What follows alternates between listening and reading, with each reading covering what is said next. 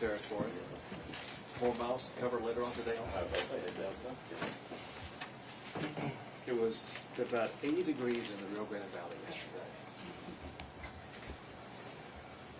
We're here to provide an update to the public on the severe winter storm that's crisscrossing our state as we speak. First, as it concerns the weather. The National Weather Service forecasts a wintry mix, primarily freezing rain, until Thursday in west, central, and north Texas, with sub-freezing temperatures expected throughout the week. Heavy rainfall and even flood potential is in the forecast for Wednesday and Thursday in central, east, and southeast Texas. As it concerns the roads, as you might perceive, driving conditions are extremely dangerous right now in many parts of the state of Texas. According to TxDOT, where you'll get a more detailed briefing momentarily, approximately 1,600 roads are impacted. TxDOT has used more than 1.3 million gallons of brine and other material to treat the roadways. There are about 2,100 pieces of equipment being used by TxDOT. Because of icing, many roads in Texas will remain very dangerous for the next 24 to 48 hours. Be cautious, especially for things like black ice, where you're driving down the roadway, you have no idea that what you're about to cross is ice. And if you hit your brakes on it, it can cause your car to completely lose control. Anybody who needs to be out driving needs to be very cautious of the conditions, because your eye may not be able to perceive the hazard that's in front of you. 18-wheelers in particular need to be extra vigilant. And you see the sign in front of me. I want to call attention to drivetexas.org is a website location that you can go to learn about weather conditions on roadways as well as road closures. As it concerns a power update, as of 9 o'clock this morning, there were approximately 7,000 power outages across the state. These outages are actively being addressed by local utilities, the utility that provides power to your home. The Public Utilities Commission expects to see some local outages as a result of icing of electric infrastructure and power lines. It's important to remember that local outages are not a reason to say that there is a problem with the power grid. The power grid is functioning just fine as we speak. If you experience an outage, please check with your local provider for updates. If you need help identifying your provider or finding their contact information, please visit the Public Utilities Commission website at puc.texas.gov/storm. Utilities deployed resources in advance of the event to address icing as issues arise. And once again, to emphasize, the power grid itself is functioning very effectively as we speak right now, and there is not anticipated to be any challenge to the power grid in the state of Texas. One thing that's important during times like this is for the public to be aware of warming centers. As of this morning, more than 60 warming centers have been opened by local officials across the state. These warming center locations can be found at tdem.texas.gov/warm. The public is also encouraged to call 211 and visit 201texas.org to monitor local media outlets for their closest warming center. As far as responders are concerned, there are a total number of 14 state agencies that are responding to this winter storm. There are almost 4,000 professionals who are working to respond to the storm, and more than 2,500 pieces of state equipment are being used to respond to the storm. The Texas National Guard They are now operating 24/7 to assist in responding to the storm. They have 6 winter weather packages positioned across the state to assist stranded motorists, clear roadways of debris, and provide welfare checks to Texans. They have engaged at least 55 vehicles as well as 124 responders. And they've rostered helicopters to be able to deliver food and water as needed. The Texas Parks and Wildlife has at least 30 responders focusing on to be ready for search and rescue operations. Going back to the Public Utilities Commission, power outage monitoring and coordination with utility providers is an ongoing thing that they are doing. They have plenty of reserves and plenty of power. The Railroad Commission, you'll hear from Commissioner Christy Craddock about that here shortly. DPS, they're responding to many crashes across the state. Listen, there's a lot of vehicle accidents across the state because of the status of the roadways, and DPS is among the professionals responding to that. In closing these comments, there are many state and local government offices and schools throughout the state that are impacted in these areas that are currently closed. They may remain closed for the remainder of today and possibly tomorrow. Those decisions will be made at the local level. Texans should use extra caution on the roadway. And once again, visit drivetexas.org to check road conditions before you go out and travel. Texas can locate winter weather resources by visiting tdem.texas.gov and clicking the Winter Weather Resources button on the homepage. We appreciate everybody in their cooperation in the state of Texas to do everything you can to protect your own safety by making sure that you stay off the roadways and assist others as needed. At this time, I will pass to the Texas Department of Transportation. Thank you, Governor. As the Governor said, driving conditions around the state due to the weather that we're seeing are very dangerous.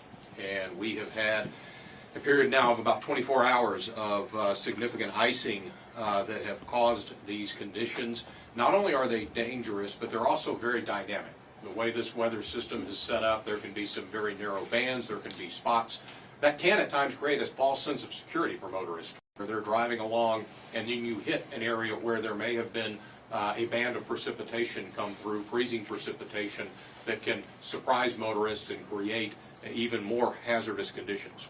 Our crews have been mobilized across the state now for several days, treating roadways, pre-treating roadways, and now responding to the conditions that we're seeing. Most of that is focused in this winter storm warning area that many of your media outlets have shown on the weather broadcast, which encompasses a very broad area of the central part of the state of Texas, and that area is beginning to grow as this event continues. I also want to thank many of our partner agencies in the state, the Texas Forest Service, the Department of Public Safety, Texas Military Division, Texas Parks and Wildlife Department, and some of our adjoining districts have not been impacted but have sent crews to help backfill and support along with contract operations. The Governor talked about the number of equipment and the personnel that have been mobilized, and it continues, as I've said, to be a very dynamic situation. We have seen issues throughout the state in the Metroplex. A number of freeway sections and ramps and overpasses have been impacted. They have been closures at times, extending all the way down to here in Austin, and we expect that area to continue to grow. And then we've seen some very significant incidents occur in some of our rural areas, Interstate 20 in Parker County, out near Weatherford and Kimball County, along I-10 in the Junction area. In those two areas, we had incidents where two tractor trailers got involved in a crash, and that shut down the interstates in both of those locations. And when those things happen, it takes a while to get those vehicles cleared and to get those roadway sections reopened. And we're experiencing and continuing to experience precipitation, freezing precipitation in those areas. As the traffic backs up, we're not able to get in and treat that, and it may take a while for us to be able to clear locations when these types of incidents occur. We continue to be in the middle of an event that we expect will continue to extend for another 36 to potentially 48 hours. The conditions right now are dangerous, and they are likely to get worse. And so we're continuing to emphasize, if you must drive, slow down. If there's any way that you can avoid driving, please do so. Please don't get out on the roadways if you can allow that and can make that occur. If you do have to get out as well, be prepared, particularly if you're traveling in rural areas, that you may be delayed for many hours. And so take plenty of fuel, water, coats, blankets even. And as the governor pointed out, drivetexas.org is a site that we continue to use to update road conditions and provide the most up-to-date information possible to motorists and to media outlets. Thank you very much. And now Commissioner Christy Craddock with the Texas Railroad Commission. Thank you, Governor. Thank you, Governor. Good morning. And we are in charge of natural gas. We are glad to say that the gas supply in this state is holding steady across the board. We've got 25 BCF will be produced today, which is a lot of natural gas. Production is holding steady as well, with limited exceptions and some spots out in West Texas and where there's some ice. And we appreciate TxDOT keep getting those roads and keeping those roads open for safety for our people out there traveling. And pipeline operators are reporting that pressure is steady and that those lines are packed. So we should have plenty of gas for the state. If you have an LDC issue, please contact your local distribution companies, but those companies are reporting that they have plenty of gas and that they are operating. Remember, if you smell gas, please turn it off and call. We want to make sure people are safe as we are heating our homes today. But we should have plenty of gas, and we are appreciative working with our partners to keep Texas going today. Thank you very much. And now Director McCraw, the Director of the Texas Department of Public Safety. Thank you, Governor. The safest place to be if you're in the impacted area is to be at home. If you must get on the highways, the roadways, doesn't matter where it is, in city, in rural areas, it doesn't really matter. I said, then just keep in mind, if you think that you might be driving too fast for the conditions, you are. Slow down. If you are in a crash or you have to stop, the safest place to be is remain in your vehicle with your seatbelt on, get off the roadway. If you can do that, you can help us, you can help emergency responders around the state. And if you do get in trouble, if you're stranded, you know, on the back of your driver's license, there's a roadside assistance number you can call, number one. Secondly, if anybody is injured, please call 911 so local responders can get to you. Thank you. Director, would you please also share information about the injured trooper? Well, yes, sir, unfortunately, early today, which happens often in these storms like that with a trooper, and as you can imagine, always getting out, having to check. When you get out of that vehicle, you're at risk. And I believe he's arrived at the hospital now. It took about an hour and a half to get to the hospital, and he's certainly has some serious injuries because a person was driving too fast for the conditions, lost control of the vehicle, and ran into our trooper. Thank you very much. And now we have Peter Lake, the Peter Lake, the Chairman of the Public Utilities Commission. Thank you, Governor. I want to echo what the Governor said about the status of our power grid. We have adequate supply of generation to meet the demand for electricity across the ERCOT system. The reforms that were put in place are working. They worked last winter, they worked in a record-setting summer last summer, they worked last month, and they're going to work this week. We have plenty of reserves to make sure that the ERCOT grid is stable and powered throughout this weather. As the Governor said, the primary concern this week is icing at the local level. Ice accumulating on tree branches and power lines can lead to downlines and local outages. If your power goes out, call your local utility. You can find your local utility on the back of your monthly bill. If you need the contact information, go to puc.texas.gov/storm to find information about the utilities across the state. And most importantly, under no circumstances approach or touch a down power line. These power lines can still be energized and electrified, and they can electrify nearby objects like cars and fences. So please, please, please, under no circumstances approach a down power line, even if someone is connected to it or in peril. Call local emergency officials immediately. Again, the grid is secure. We have adequate reserves. This is any outages will be local. Our utility companies across the state have pre-positioned crews and resources to make sure that if there are local outages, power can be restored as quickly as possible. We've got folks out in the freezing rain. Appreciate all the hard work to those men and women. They've got equipment like poles and conductors and transformers already out in the field so that any outages can be restored very, very quickly.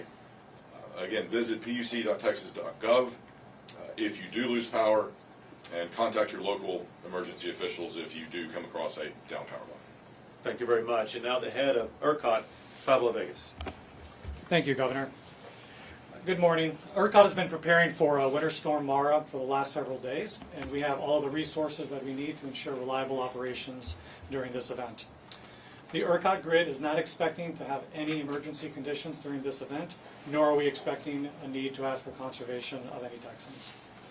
We are forecasting to have more than 10,000 megawatts of generating reserves online throughout this entire week. We expect any outages, as noted before, to be local in nature. If icing caused any outages on lines, we would expect a timetable for that restoration to be communicated from your local utility company. So please go to your local utility company website to get information about any outages. To stay informed on what's happening with regards to the ERCOT grid, please go to ERCOT.com. You can see there in real time the level of demand, the amount of reserves that we are carrying, as well as you can see the type of fuel and how electricity is being produced in real time across the state of Texas. So to reemphasize, we are not forecasting to have any issues with supply, and we have all of the resources that we need in order to ensure safe operations throughout this event. Thank you. Thank you very much. And now the head of the Texas Division of Emergency Management. Go ahead. All right, Chief Nim Kidd. Thank you, Governor. And as you've heard, our state agencies are prepared for this event. We will be ready to respond to this. We believe this winter weather will last at least through Thursday. And so state agencies and our local government partners are ready. I would want to make sure that our citizens have done what they need to do to prepare their homes and prepare their cars. I will re-say what a lot of people at this table and this press conference have already said. If you do not have to get out and travel, don't get out and travel. If you do, please make sure your vehicle is prepared. Make sure that you have plenty of fuel. Make sure that you have water and food and blankets in your vehicle. You've also heard that the electric grid in Texas is ready for this event. I will tell you that won't stop people from having wrecks and hitting power lines and knocking down power lines and taking out transformers that could cause electricity outages at your home or business. You need to be prepared for that as well. Our local crews are out on the streets working around the clock to get services restored as fast as possible. If your house loses power and you decide to use a wood-burning or gas-burning appliance, please be very mindful of carbon monoxide exposure and carbon monoxide deaths. Those injuries and deaths are preventable during cold weather snaps like this. If you're going to use a gas-burning or wood-burning appliance or a generator inside your home, you've got to make sure there's plenty of ventilation there. And then finally, Governor, I want to thank all the first responders that are out there on the streets putting their lives at risk to keep Texans safe and keep the roads moving. Thank you very much. We'll take a few questions. Governor, why didn't you hold this press conference yesterday when we knew winter weather was coming? Well, we wanted to make sure we had a better understanding about both exactly what was going on and a better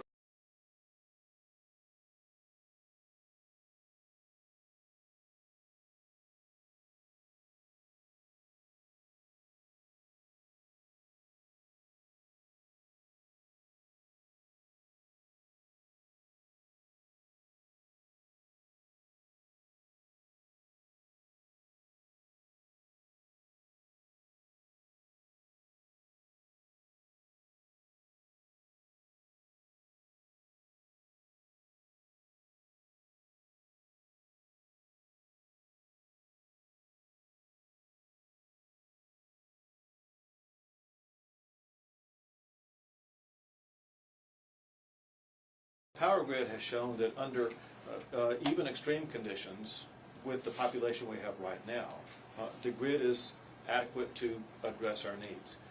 But we also know Texas is the fastest growing state for population. There are more businesses moving here, more people moving here, so we know this fact. We're going to need more power generation going forward, and we will accomplish that.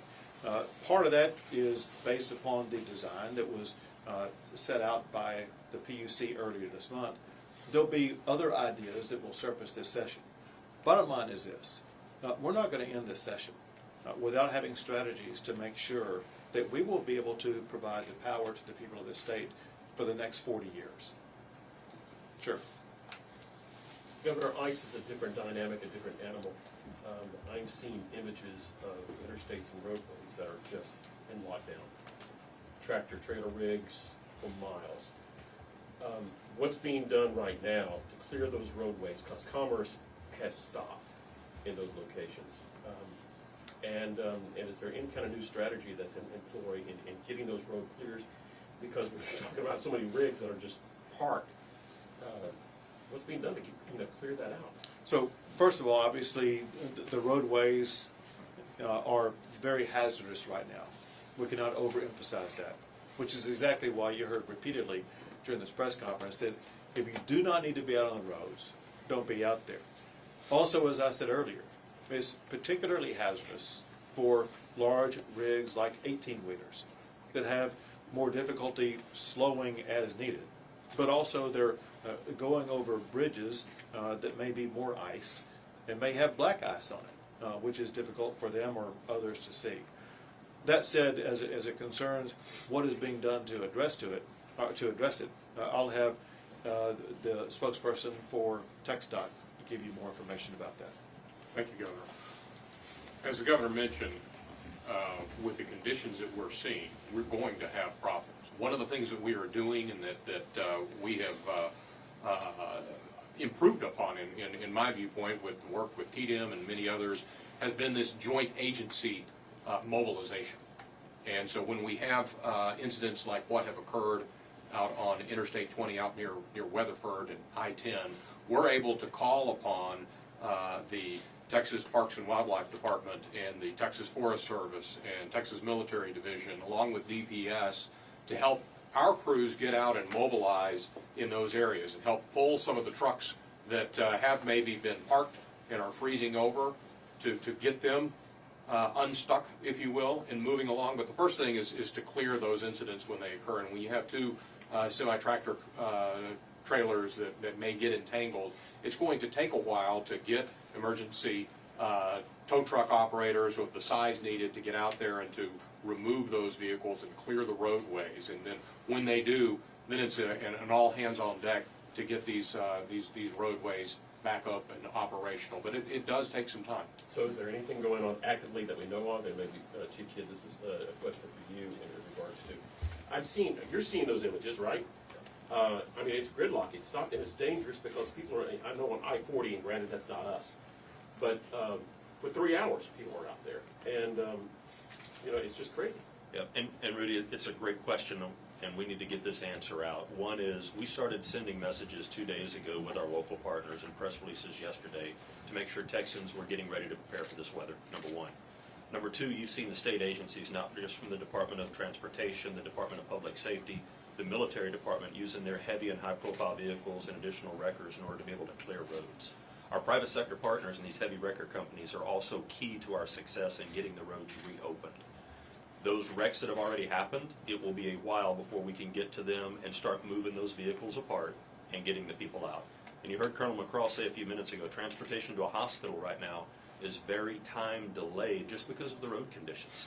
And so I want to keep pushing this message. If you do not have to be outside right now in the weather impacted areas, stay home.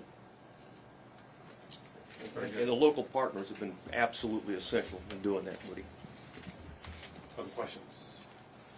I Go ahead. have a question about the power grid. During the in February of 2021, consumers complained about higher prices after such cold weather. Do you think that consumers will face higher electricity prices again after this winter storm? Consumers should not experience anything near those extraordinary prices. We've put in multiple reforms to address that. First and foremost, reducing the highest allowable price in ERCOT by almost 50%. In addition to that, we've built in a bigger margin of safety by having more reserves available, and by having more reserves available and making the grid more reliable, it reduces prices. And finally, we're operating the grid with an abundance of caution to make sure that we have more generators available sooner rather than later. And those generators, unlike in Winter Storm Uri, those generators are now winterized and hardened against this kind of extreme cold. Thank you. Chairman, building on that, one quick question. I talked to a energy expert. He was concerned about the wind farms and how much they add to the grid right now. Are there any signs showing that the wind farms are freezing up, and what's being done to prevent that? We have seen some icing on wind generators, and ERCOT's forecasting is taking that into account. We don't expect much wind generation throughout this winter weather event, but despite that, we have adequate reserves and are prepared to meet all the demand for electricity in Texas. So if we lose any farms, Mr. Vegas, we're okay? Yes, we've already seen about 10 megawatts of wind farms iced up and not able to deliver power, but that was part of our forecast. We didn't anticipate having much wind supply this event. So we have plenty of supply from dispatchable thermal generators that are online and running, and so we don't expect any issues from that. Sorry, the light probability is me. Fox News calls. I want to go out. All right, well, listen, thank you all very much, and a very special thank you to all first responders who are working 24/7 to protect our fellow Texans.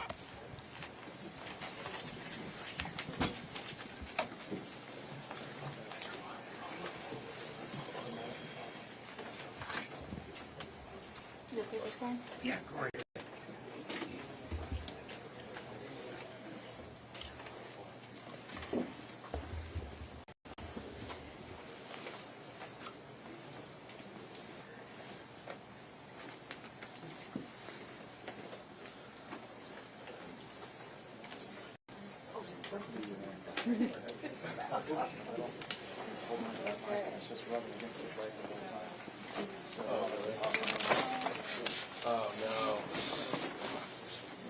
Wasn't that bad, but. Audio level. Yeah, I know, we're done. That It's just so close to the mic. window will stay open, not now.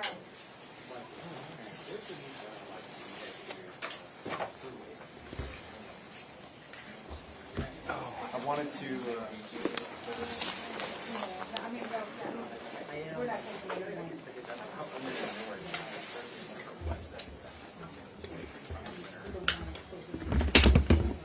Rudy? But you can, you're welcome to, yeah, through the window. And, Thank you. sure.